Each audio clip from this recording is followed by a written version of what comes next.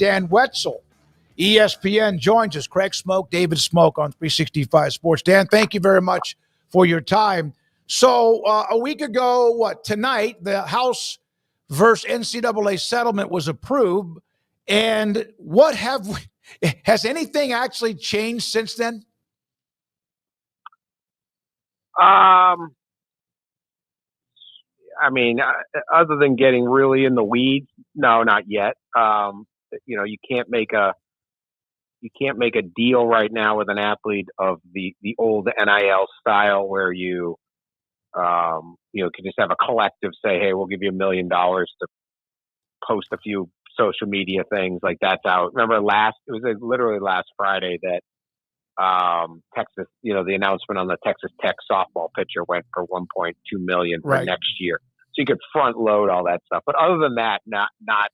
I guess that's the biggest thing is, but most people saw this coming. So the big day will be, I guess, July 1. Although I think the impact will be, be more over the long haul. So Dan, now everybody's going to follow the rules and everything's going to be great, right? Sure. That's how we do it in college athletics. Now, did you think when this all started that it would eventually lead to the return of the Bagman? I mean, I've been saying that because I've been on the show many times. Mm-hmm.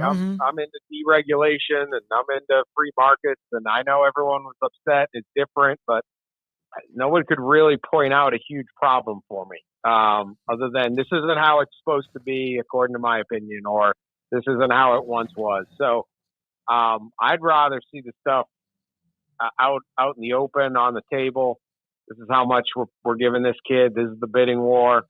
And when you put the basic problem with all of this is your value is what someone will pay for it. And when you put caps on someone's value, you cause all sorts of issues. And that's true of anyone listening, salary. It's true of the house if you try to sell it.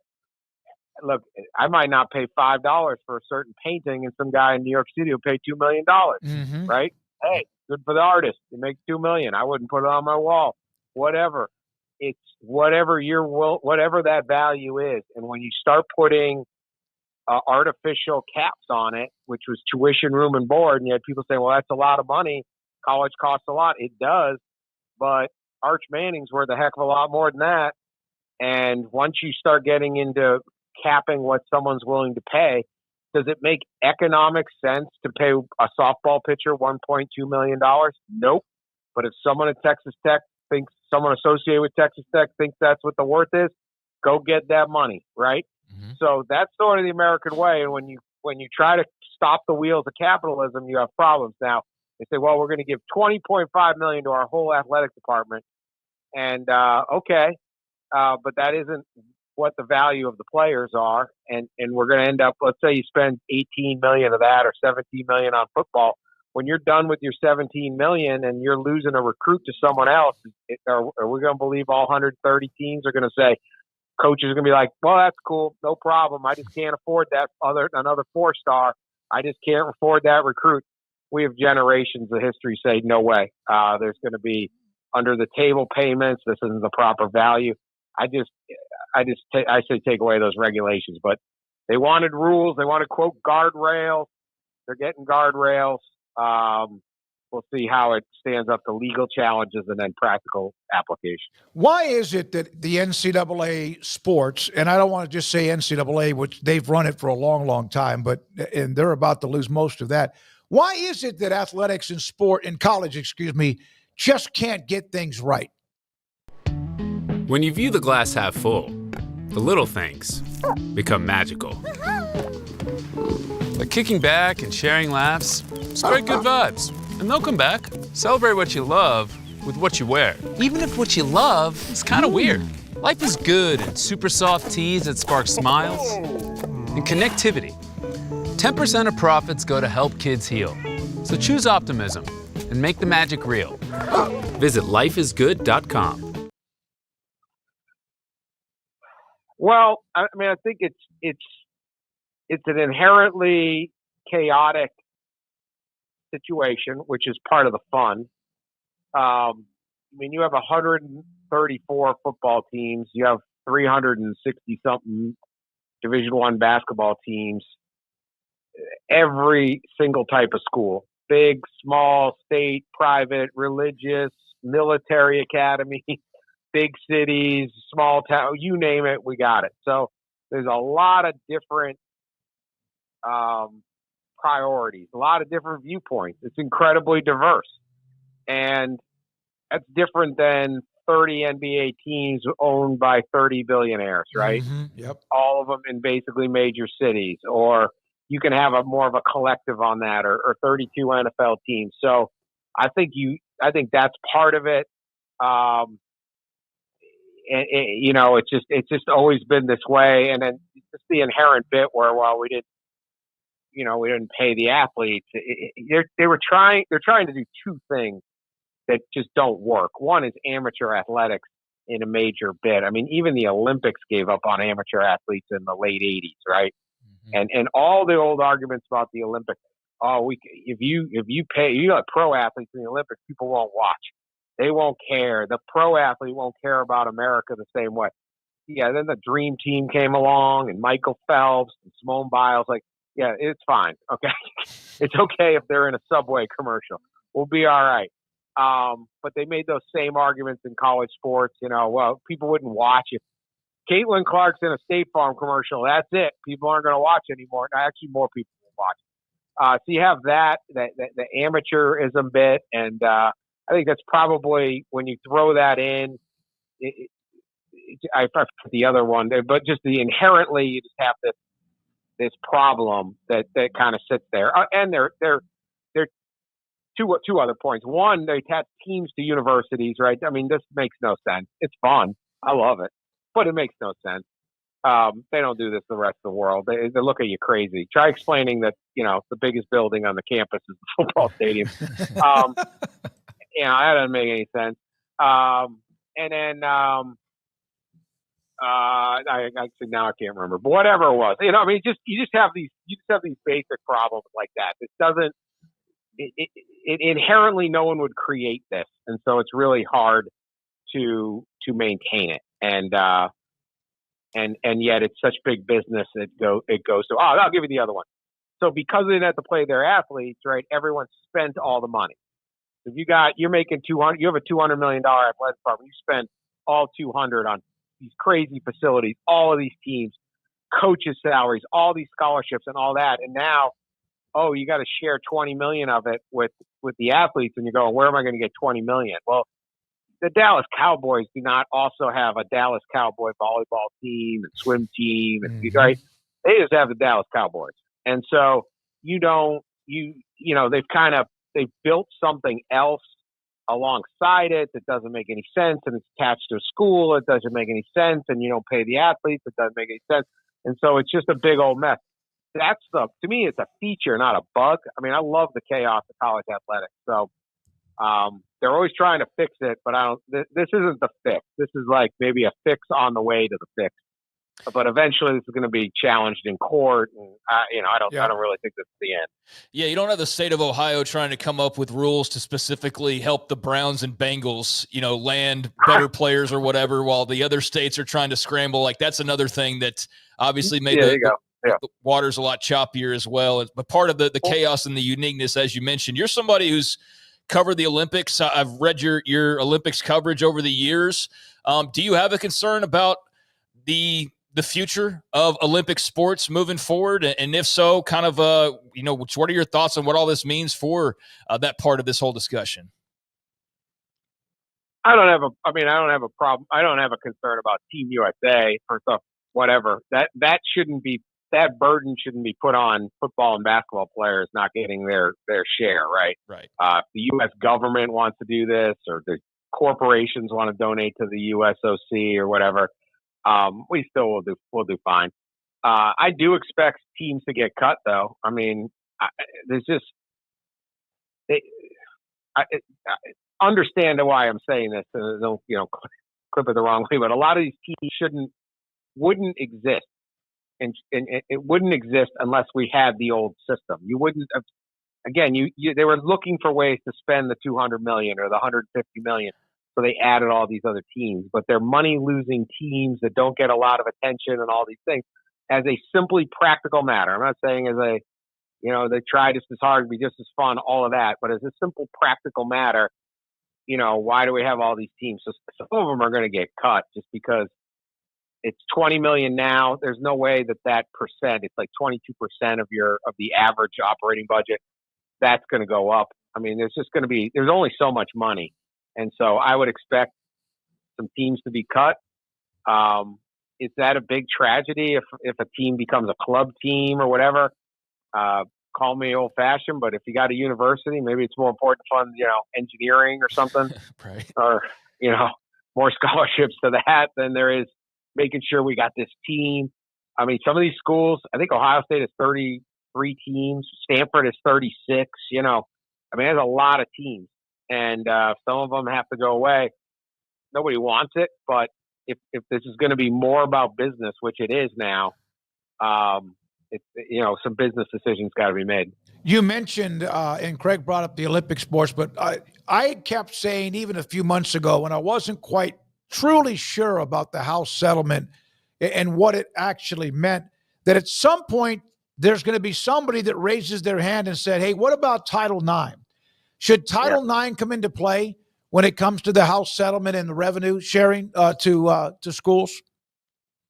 Well, it's going to be interesting. I would say we're going to find out. I mean, it's going to be legally challenged probably all the way to Supreme Court. The basic premise, if you read Title IX, is that you need to provide the same opportunity. You can't exclude opportunity based on gender, and so that's been taken as you need equal amount of athletes and things like that. Are you compliant with Title IX? And so if I have 500 male athletes, I have 500 female athletes. You might need more teams because there's no team like in women's sports like football with 100, 125 players. So it's the opportunity. That does not necessarily mean you have to have equal compensation. I think that's a fairly compelling argument. It would probably hold up, but what do I know, right? So right now, the vast, vast majority of the revenue sharing is going to go to football and men's basketball athletes. And here's why. I did a story with Alabama's AD, Greg Byrne, about this. And, he's got you take Baylor, you take any of them. They've got to try to make your $200 million to fund all these other teams. Well, if you invest your revenue share money in a star quarterback, there's going to be a return on that investment. Your football team is going to make tens and tens of millions of dollars in profit, let alone just develop revenue. You could get the very best swimmer or soccer player or something like that, and they're probably not going to make you any money.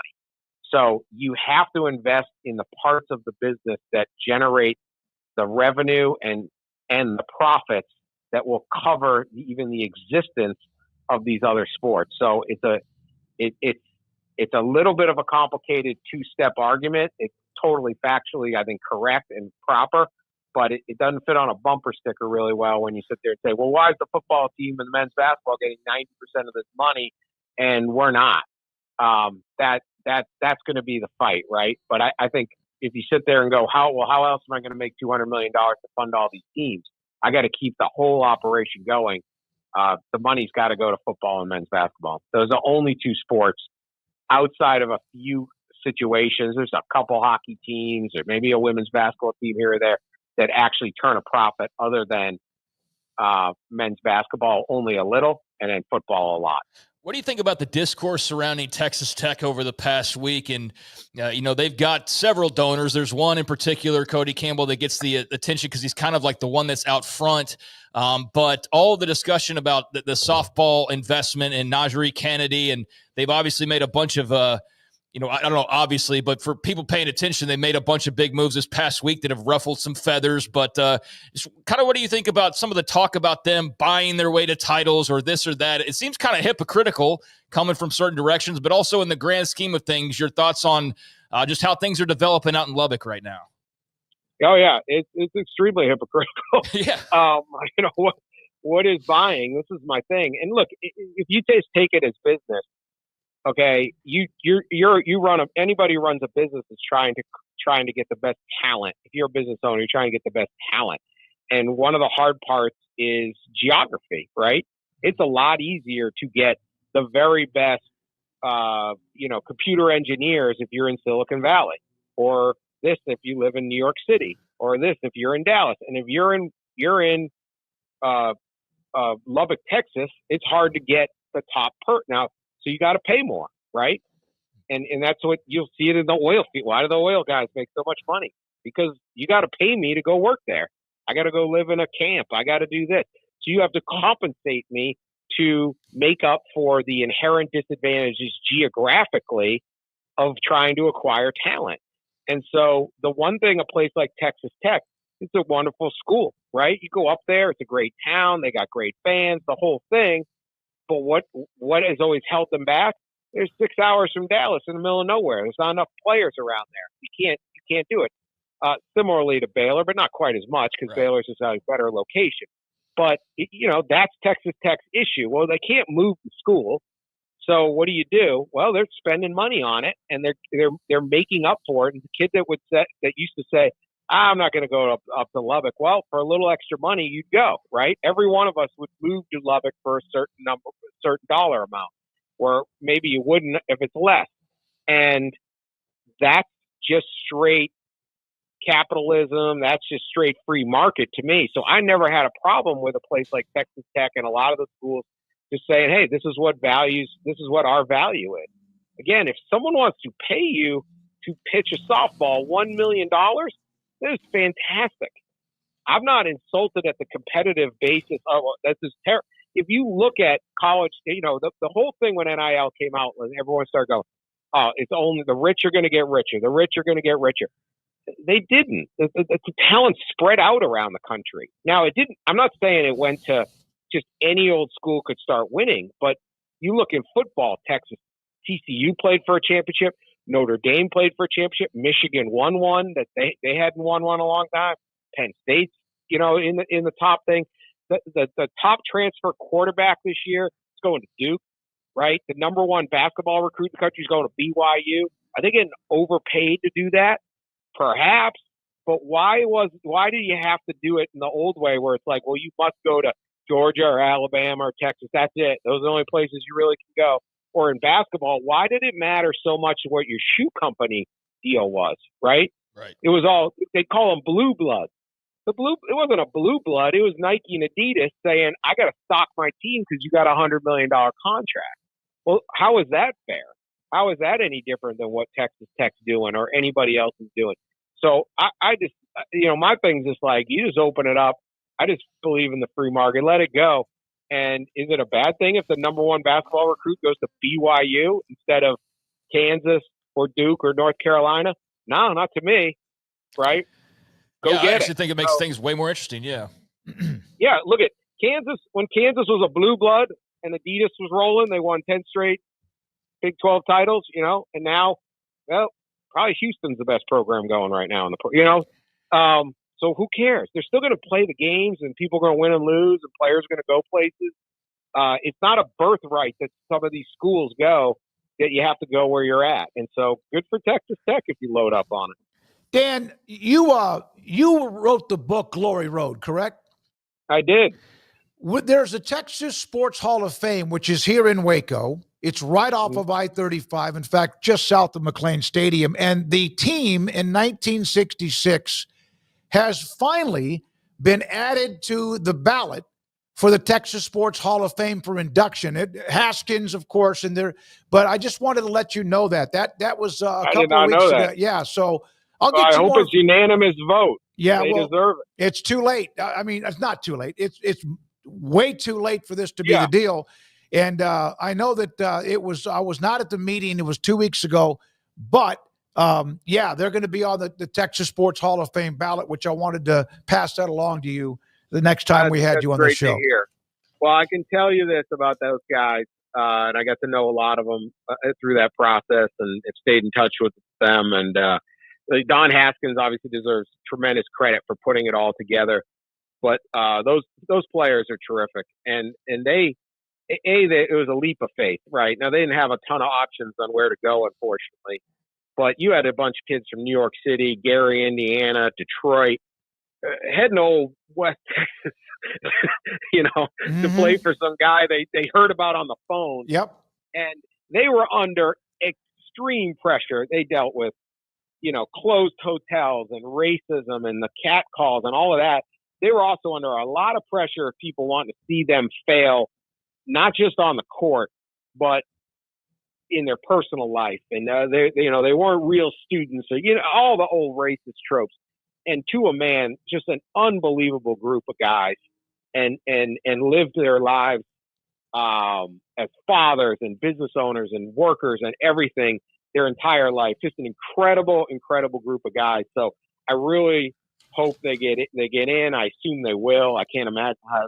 It's almost amazing it didn't get in, but I hope each one of them gets a little bit of, because the players can get overlooked because there's 12 of them, but just a tremendous group of guys that I was really fortunate to get to know a bunch of them, and so I'm really happy to hear that. Yeah, and I'll keep you up to date on that too. But yeah, we appreciate it. Happy Father's Day weekend. Enjoy it. Dan, thank you very much for your time today.